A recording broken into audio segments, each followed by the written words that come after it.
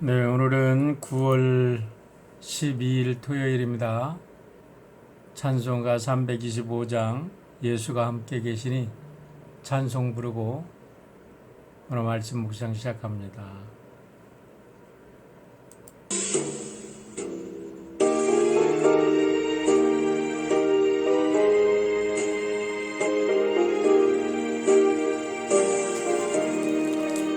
예수가 함께 계시니 시험이 오나 겁없네.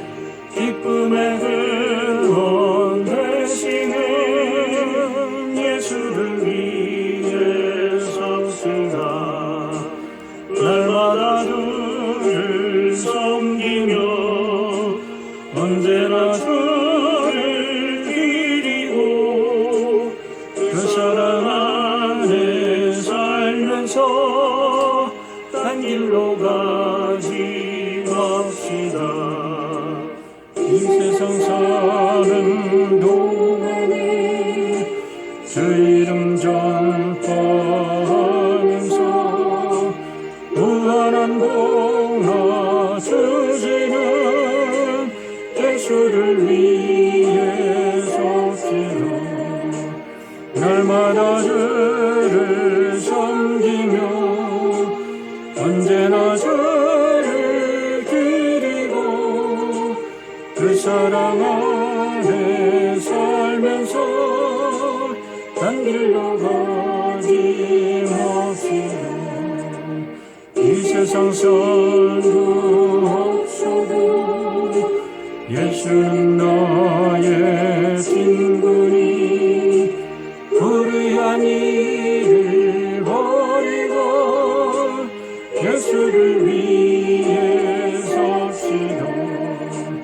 날마다 주를 섬기며 언제나 주를 기리고 그 사랑 안에 살면서 딴 길로 가지 맙시다.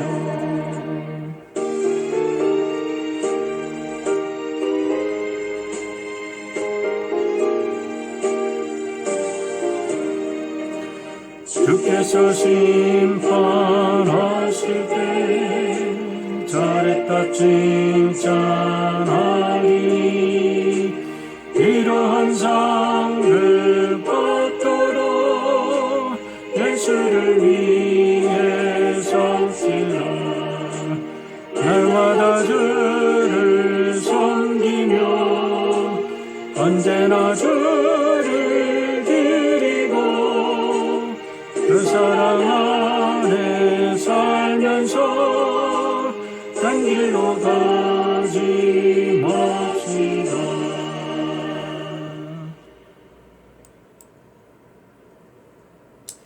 기도하겠습니다. 자비로우신 아버지 하나님 감사합니다. 우리 예수님께서 우리의 영원한 친구, 진실한 친구, 이상 모든 사람들이 우리를 버릴지라도 주님만큼은 우리의 손 잡아주시고 우리를 사랑하는 우리의 목자시요 우리의 구주시요 우리의 하나님이시고 우리의 친구 되심을 우리의 입술로 고백하게 하여 주심을 감사합니다. 오늘도 귀한 찬양으로 영원한 친구가 되시는 우리 주 예수 그리스도를 고백한 모든 성도들 주님께서 축복하시고 이상 친구들의 배반 속에 고통하고 아파하고 세상 사람들의 멸시 속에 고통을 당한다 할지라도 외로움 속에 홀로 눈물 흘린다 할지라도 주님께서 저들의 눈물을 씻어주시고 새로운 힘과 소망을 주시고 하나님의 복된 복음의 증인으로 아름답게 쓰시고 축복하여 주시옵소서. 감사드리며 예수님의 이름으로 기도합나이다. 아멘. 오늘 하나님 말씀 사도행전 12장 말씀입니다. 사도행전 12장. 이 무렵에 헤롯 왕이 손을 뻗쳐서 교회에 속한 몇몇 사람을 해하였다. 그는 먼저 요한과 형제간인 야고보를 칼로 죽였다. 헤롯은 유대 사람들이 이 일을 기뻐하는 것을 보고 이제는 베드로까지 잡으려고 하였다. 때는 무교절 기간이었다. 그는 베드로도 잡아서 감옥에 가두고 4명으로 짠 경비병 4패에게 맡겨서 지키게 하였다. 6월절이 지나면 백성들 앞에 그를 끌어낼 속셈이었다. 이렇게 되어서 베드로가 감옥에 갇히고 교회는 그를 위하여 하나님께 간절히 기도하였다. 헤롯이 베드로를 백성들 앞에 끌어내기로 한 그 전날 밤이었다. 베드로는 두 쇠사슬에 묶여 군인 2사람 틈에서 잠들어 있었고 문 앞에는 파수꾼들이 감옥을 지키고 있었다. 그런데 갑자기 주님의 천사가 나타나고 감방에 빛이 환히 비치었다. 천사가 베드로의 옆구리를 쳐서 깨우고 말하기를 빨리 일어서라 하였다. 그러자 쇠사슬이 그의 2 손목에서 풀렸다. 천사가 베드로에게 띠를 띠고 신을 신어라 하고 말하니 베드로가 그대로 하였다. 또 천사가 그에게 겉옷을 두르고 나를 따라오너라 하니 베드로가 감방에서 나와서 천사를 따라갔다. 베드로는 천사가 하는 일이 참인 줄 모르고 자기가 환상을 보고 있는 것이라고 생각하였다. 그들이 첫째 초소와 둘째 초소를 지나서 시내로 통하는 철문에 이르니 문이 저절로 열렸다. 그래서 그들은 바깥으로 나와서 거리를 하나 지났다. 그때 갑자기 천사가 떠나갔다. 그때에야 베드로가 정신이 나서 말하였다. 이제야 참으로 알겠다. 주님께서 주님의 천사를 보내셔서 헤롯의 손에서 그리고 유대 백성이 꾸민 모든 음모에서 나를 건져주셨다. 이런 사실을 깨닫고서 베드로는 마가라고도 하는 요한의 어머니 마리아의 집으로 갔다. 거기에는 많은 사람이 모여서 기도하고 있었다. 베드로가 대문을 두드리니 로데라는 어린 여종이 맞으러 나왔다. 그 여종은 베드로의 목소리를 알아듣고 너무 기뻐서 문을 열지도 않고 도로 달려들어가서 대문 앞에 베드로가 서 있다고 알렸다. 사람들이 여종에게 내가 미쳤구나 하고 말하자 여종은 참말이라고 우겼다. 그러자 그들은 베드로의 천사일 거야 하고 말하였다. 그동안에 베드로가 줄곧 문을 두드리니 사람들이 문을 열어서 베드로를 보고 깜짝 놀랐다. 베드로는 손을 흔들어서 그들을 조용하게 하고 주님께서 자기를 감옥에서 인도하여 내신 일을 이야기하였다. 그리고 그는 이 사실을 야고보와 다른 신도들에게 알리시오 하고 말하고는 거기에서 떠나 다른 곳으로 갔다. 날이 새니 군인들 사이에서는 베드로가 없어진 일로 작자는 소동이 일어났다. 헤롯은 샅샅이 찾아보았으나 베드로를 찾지 못하고 경비병들을 문추한 뒤에 명령을 내려서 그들을 사형에 처하였다. 그런 다음에 헤롯은 유대를 떠나 가이사랴로 내려가서 거기에서 한동안 지냈다. 그런데 두로와 시돈 사람들은 헤롯에게 몹시 노여움을 사고 있었다. 그래서 그들은 뜻을 모아서 왕을 찾아갔다. 그들은 왕의 침실 시종 블라스도를 설득하여 그를 통해서 헤롯에게 화평을 청하였다. 그들의 지방이 왕의 영토에서 식량을 공급받고 있었으므로 이렇게 할 수밖에 없었다. 지정된 날에 헤롯이 용포를 걸쳐 입고 왕좌에 좌정하여 그들에게 연설하였다. 그때 군중이 신의 소리다, 사람의 소리가 아니다 하고 외쳤다. 그러자 즉시로 주님의 천사가 헤롯을 내리쳤다. 헤롯이 하나님께 영광을 돌리지 않았기 때문이다. 그는 벌레에게 먹혀서 죽고 말았다. 하나님의 말씀이 점점 더 널리 퍼지고 믿는 사람이 많아졌다. 바나바와 사울은 그들의 사명을 마치고 마가라고도 하는 요한을 데리고 예루살렘에서 돌아왔다. 네, 어저께 우리 나인완완 19주년인데 제가 20주년이라고 잘못 말씀드렸어요.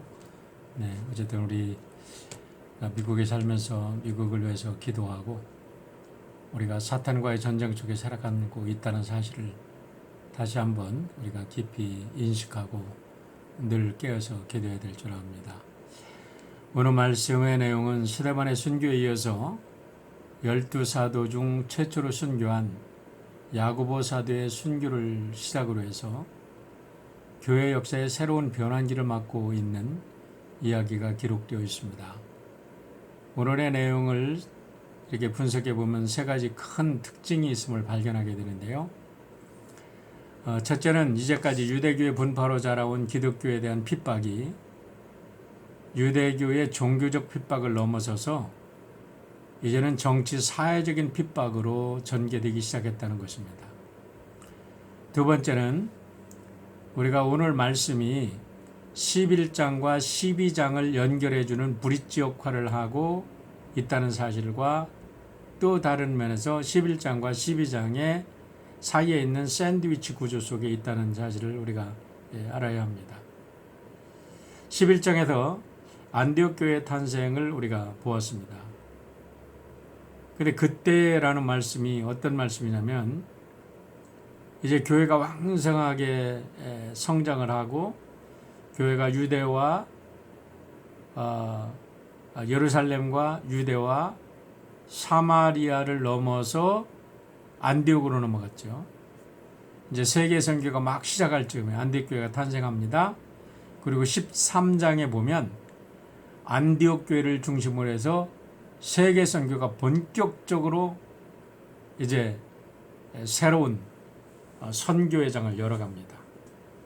그러는 사이에 지금 12장이 들어있는 거예요. 그러니까 이 그리스도의 복음이 세계적으로 퍼져나가는 이 과정을 보면 성령의 강권적인 역사와 예수님이 말씀하셨던 사도행전 1장 8절의 그 플랜대로 지금 이어지고 있는데 인류 구원의 역사가 예수님의 십자가 희생을 통해서 이루어졌듯이 세계 선교의 역사도 순교자들의 피를 먹고 이루어졌다는 사실을 우리가 알게 된다는 겁니다.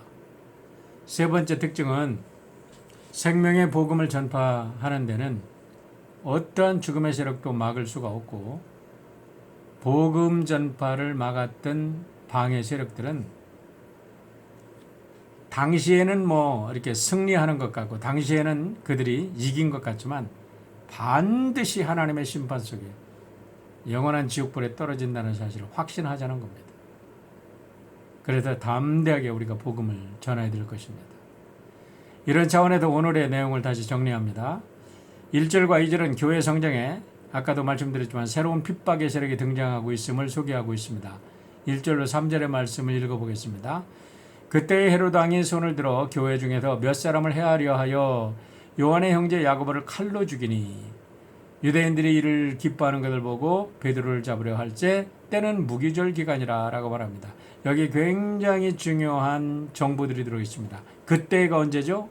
앞에도 말씀드렸지만 이제 하나님의 복음이 왕성하게 퍼져나가서 안디옥 교회가 세워지고 세계 선교의 그 선교가 활짝 열리는 그 찰나죠.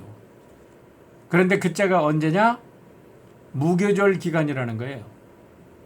그러니까 야고보 사도가 언제 순교의 피를 흘렸느냐라고 보면 우리 예수님께서 6월절에 어린 양으로 구속의 양으로 인류 모든 죄악을 위해서 이제 바쳐졌듯이 야고보 사도의 이 순교는 세계 선교의 이런 선교의 문을 여는 이런 구속의 제단에 바쳐진 거룩한 몸이 되었다는 겁니다. 또 하나 알게 되는 것은 동서고금을 막론하고 잘못된 정치의 한 단면을 보게 되는데요. 그것은 뭐냐면 공의와 정의를 저버린 파퓰리즘입니다. 여러분 지금 이 헤롯이 야고보 사도를 죽일 때 그냥 죽였겠습니까?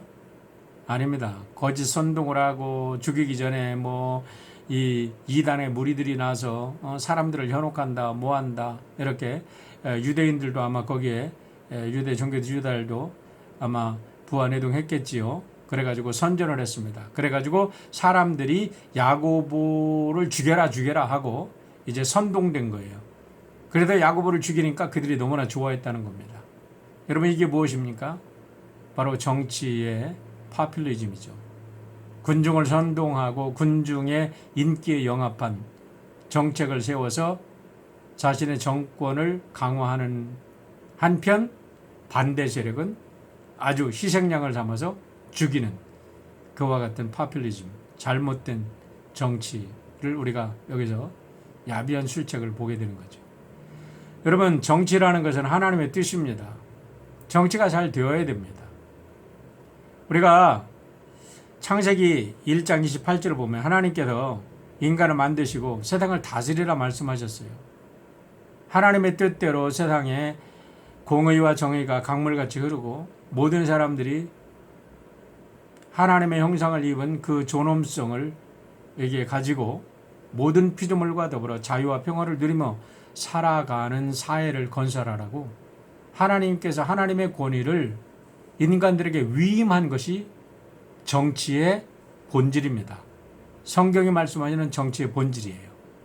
그런데 안타깝게도 아담의 범죄 후에 하나님의 뜻보다는 군주의 개인의 욕망, 그러니까 가인처럼 자기의 욕심을 내고 이 10장에 창세기 10장에 나오는 니므롯과 같이 사람의 사냥꾼들이 등장해서 세상은 생존의 가축장이 되고 같은 사람의 틀을 같은 사람의 모양을 한 사람이 사람을 다스리고 사람을 노예화시키는 잘못된 내셔널리즘, 잘못된 편협한 민족주의가 등장한 것입니다.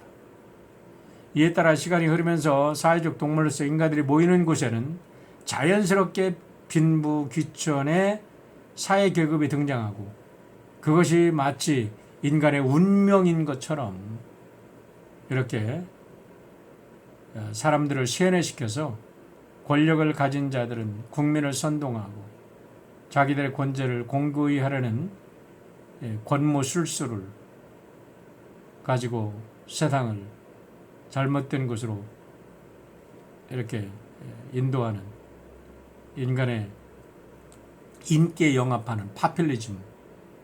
오늘 우리가 정치, 사회, 우리의 현실 속에서 보는 그대로가 지금 성경에도 지금 나타나 있는 것입니다. 그리스도인들의 책임은 바로 십자가 복음으로 이 같은 인간의 잘못된 사회를 개혁하기 위해서 택함받은 사람임을 알아야 됩니다. 인간의 역사는 결국 하나님의 통치를 실현하는 사람들과 하나님의 통치를 거부하는 사람들과의 끝없는 전쟁이라고 볼 수가 있습니다. 그런 전쟁의 와중 속에서 시대반은 종교적 이익 집단인 유대인들에게도 순교를 당했고 지금 야고보 사도는 정치적 이익 집단인 헤롯의 권력에 의해서 순교를 당하게 된 것인데요. 오늘 본문에 나오는 헤롯은 아그리파 1세로서 이렇게 야고보 사도를 거짓 선동으로 죽이고 이 군중들을 이렇게 선동해서 교회를 더욱더 핍박하기 시작한 겁니다. 그러면서 군중들이 좋아하니까 그것을 이용해서 이제 희생양을 삼는데 바로 교회를 희생양으로 삼은 거예요. 그래서 베드로의 교회에 수장했던 베드로를 지금 투옥하게 되고 이제 날짜를 기다립니다. 6월절이 지나면 이라는 말은 그 6월절이 니산월 6월 14일이잖아요. 그거로 이어져서 무교절이 이제 끝나면 이슬입니다. 이 무교절이 끝나면 베드로를 죽이려고 합니다. 그러니까 무교절 마지막 날이 된 거죠. 그날 날이 새면 이제 베드로가 야고보처럼 목 잘려 죽게 되어 있습니다. 그랬을 때에 오늘 성경을 보면요, 우리 성도들이 철야 기도를 합니다. 간절히 철야 기도를 한 거예요. 그랬을 때 하나님께서 천사를 보내요 베드로를 탈출을 시키는 내용이 오늘의 내용입니다. 여러분, 여기서 우리가 다시 한번 깊이 봐야 될 것이 있습니다. 사회 정치 집단과 정치인들은 교회를 핍박하는데 아주 능란한 수법을 동원합니다. 너무나 합리적이고 과학적인 수법을 동원합니다. 오늘 코로나 사태에서 여러분, 사람의 건강이 얼마나 중요합니까? 당연히 소셜 디스턴스 해야죠. 어쨌든 그 일로 인해서 교회의 본질인 예배가 지금 지탄을 받고 있고 교회의 본질이 얼마나 지금 왜곡되고 있습니까? 그런 속에서 얼마나 많은 그리스도인들이 그런 정치 선동에 넘어가서 신앙의 본질에 대해서 흔들리고 있습니까? 과연 우리는 그리스도인입니까? 과연 우리는 이 코로나 사태에서 이 정치인들이 지금 하는 일과 본질적으로 교회의 이 역할과 하나님 섬기는 일을 우리가 어떻게 조화를 이루고 나가야 될 건지 우리가 깊이 생각해야 될 것입니다. 물론 우리가 한 나라의 시민으로서 국가 정책에 우리가 따라야 됩니다. 우리 교회가 사회 지탄을 받는 그런 일들을 해서는 안 되겠지요. 코로나를 전파하는 숙주의 역할을 해서는 안 되겠지요. 그러나 여러분, 한 가지 잊어서는 안 될 게 있습니다.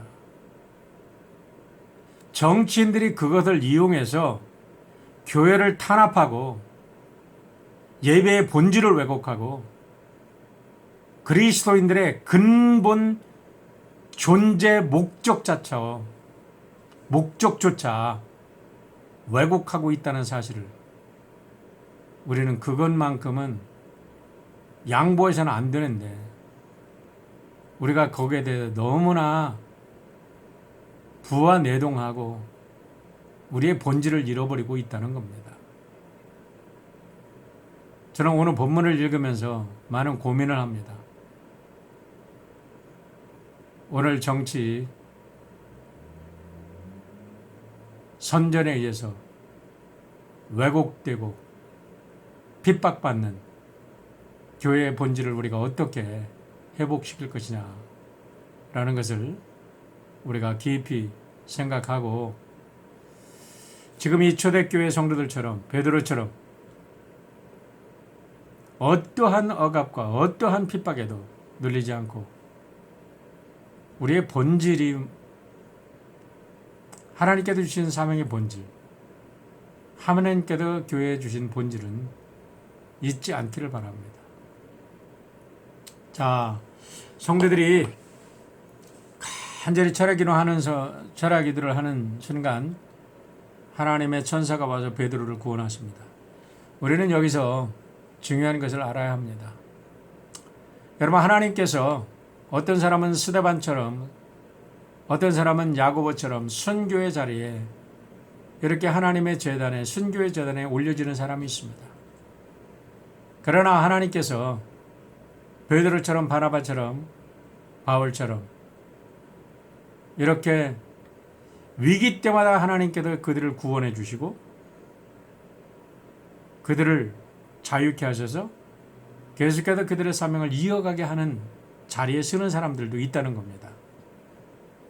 우리가 순교의 자리에 있든지 아니면 살아서 그리스도의 복음을 증거하든지 어떤 자리에 있든지 우리 자리에서 하나님께서 맡겨주신 그 사명에 충실한 것이 우리 그리스도인의 삶의 본질임을 확신하는 참 그리스도인들이 좀 되었으면 좋겠다라는 생각입니다.